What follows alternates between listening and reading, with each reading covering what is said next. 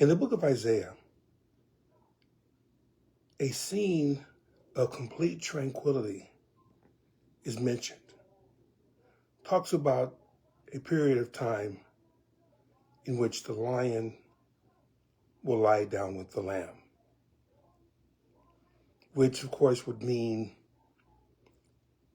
no struggles, no power grabs, no violence, and of course everything that results from violence. A peaceful time, a time of no stress. For if a lion can lie down with the lamb, then certainly human beings would be able to get along with each other. It's been eluding us for centuries. But this is what the Bible predicts, that there will come a time. It's not only symbolic, it actually can be taken literal as well. That at that point in time, it says a particular carnivore, I forget what it said, they will eat straw like the ox. So the ox and the lamb will not have to fear from the lion or the bear or the tiger or the wolf or the coyote or whatever happens to be a carnivore. Wouldn't have to worry about them sinking their teeth and claws into them, which is a pretty clear sign of peace. And the reason why I bring up that, and just by the way, this is Elder Adrian Hammond talking from the book of Genesis, actually. The reason why I mention it is because at the very beginning, when the animals were made, the humans were made, that there were no killing of other animals by any animal. There weren't any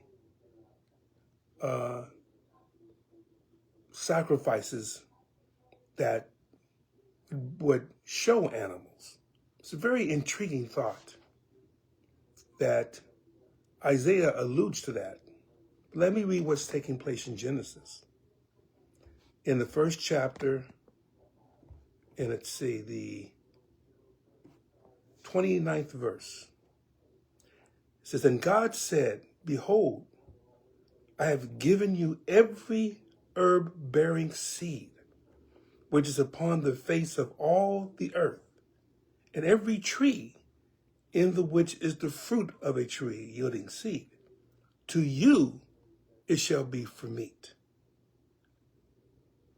Fruits, vegetables, herbs is what man at that particular time ate. Didn't really have to do very much to cultivate it because the Lord watered the garden. It was a time of intense peace.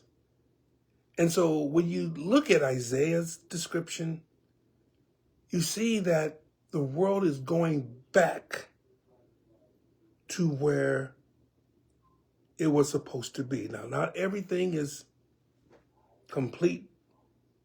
There's still death in the millennial period. But it's said that a child, that anyone that dies at 100 years old will be considered cursed, which means that they did something. And since they didn't have Satan to pin the blame on, they'll have to blame themselves. But I'm talking about Genesis and the idea that at the beginning, man was a vegetarian, strictly. But not only man, because as we read the next verse, you'll see a surprising thing. "And to every beast of the earth, and to every fowl of the air, and to everything that creepeth upon the earth, wherein there is life, I have given every green herb for meat." And it was so. So it's not just humanity that only ate vegetables, only ate of herbs and fruits and so on. Animals as well. Lions weren't attacking goats. Wolves weren't attacking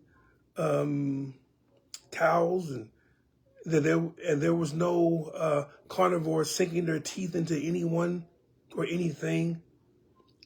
Everybody ate vegetation, and it was enough for everyone. So you can see how lush the vegetation was when we first started. And that essentially is a very easy way to live. You just go around, you pick fruit, pick grass, pick whatever. And it wasn't a bad thing. We didn't have, like, to be honest right now, I'm not sure what I would do in that period because I am a meat eater. I may eat pasta and so on, but I like my meat. I love my meat.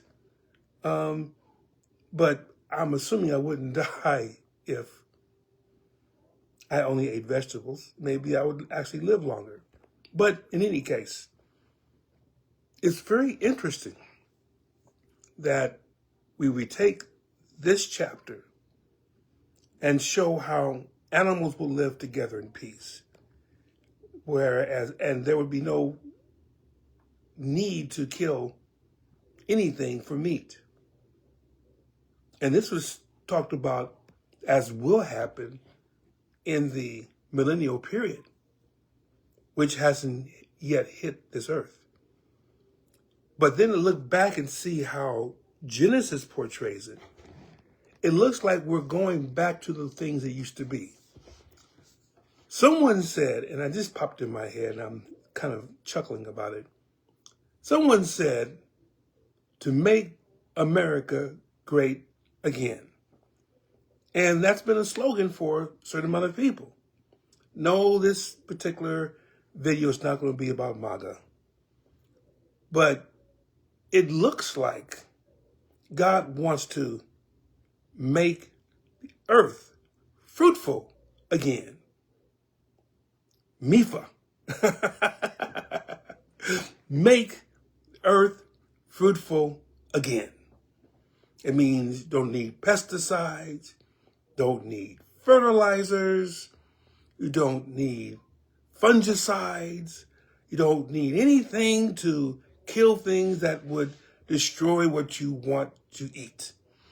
It would be plenteous, and you won't have to work so hard to earn a living. Yeah, I mean, even Adam, as you will read, had to tend the garden, but tending is not the same thing as plowing and seeding and fertilizing and watering and doing all of these things every day until you get to a point where the plant has given its fruit or its seed or whatever, and then you have to go and pick it at a certain time, because if you don't pick it at a certain time, it gets rotten.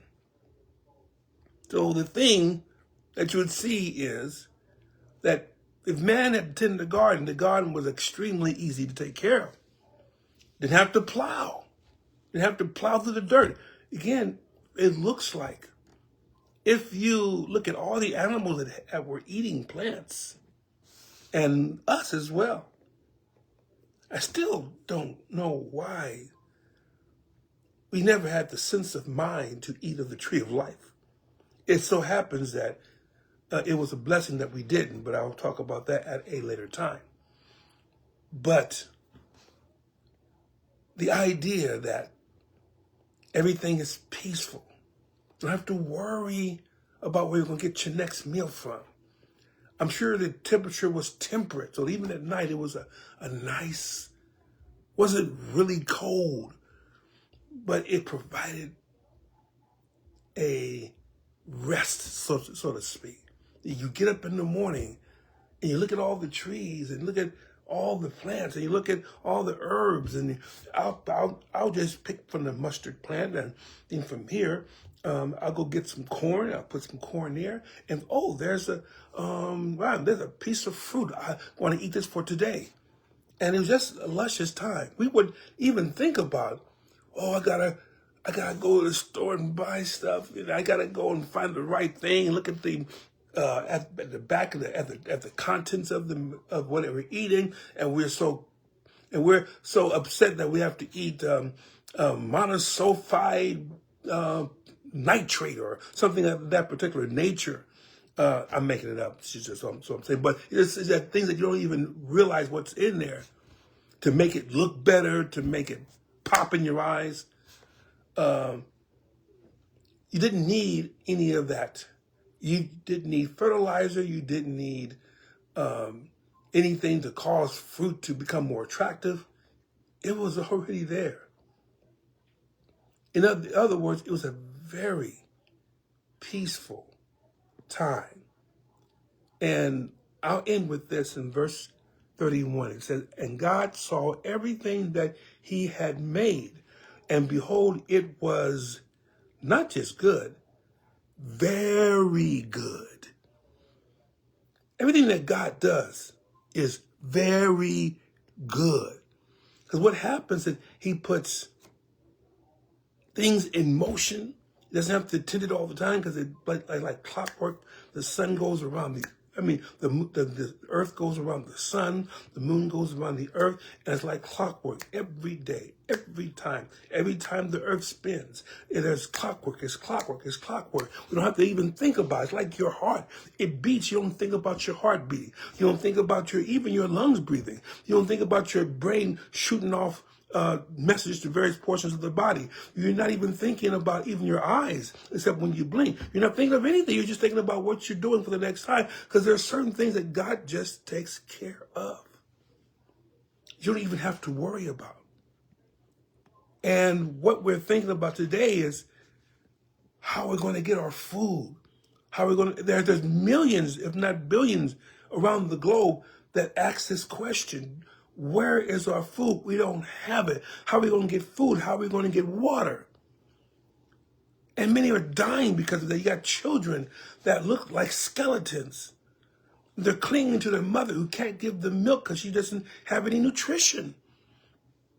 And you see these things are happening, and you see Adam and Eve with everything they could ever need. What a contrast. People may even say, what happened? We're going to get into that. And it says, and the evening and the morning were the sixth day. But if we take it as all the creation was made in 6 days, it must have been a wondrous sight as he spoke things into existence. He spoke into existence. And there it was. Let there be, and then there was. But then it said, and God himself created man. And then a little extra piece. That's why he's so special. Even right now, you're so special. You don't know why you're special. And maybe in your living situation, you may not feel that you're special. But God made you special. Different from any animal. Because you were made in the image of God. Not necessarily how he looks, but how he operates. There's basic things that if we allow it to work, we show God in us and his handiwork as well. For those who believe that the 6 days are not necessarily 24-hour days, but they're eras of time, okay, I can't take them, I'm not there. But I will say this. Whether it took him 6 days or 60 trillion days, doesn't matter. He did it. He set it into place. And why? So that man could actually enjoy life. Enjoy life. Don't you ever want to enjoy life? Because many of us haven't. Not in a while, if ever. But that's what we're going to after everything is done. We're going back to a paradise. And all he says is patience. Wait. It will take place. That's what we have to look forward to, saints. But that's not even our true home. Our true home is something even greater. And I'll talk about that as well. But I'll leave you with this. However the Lord made us, he said in his word that it was very good, for you are fearfully and wonderfully made. Love you all. Take care in Jesus' name.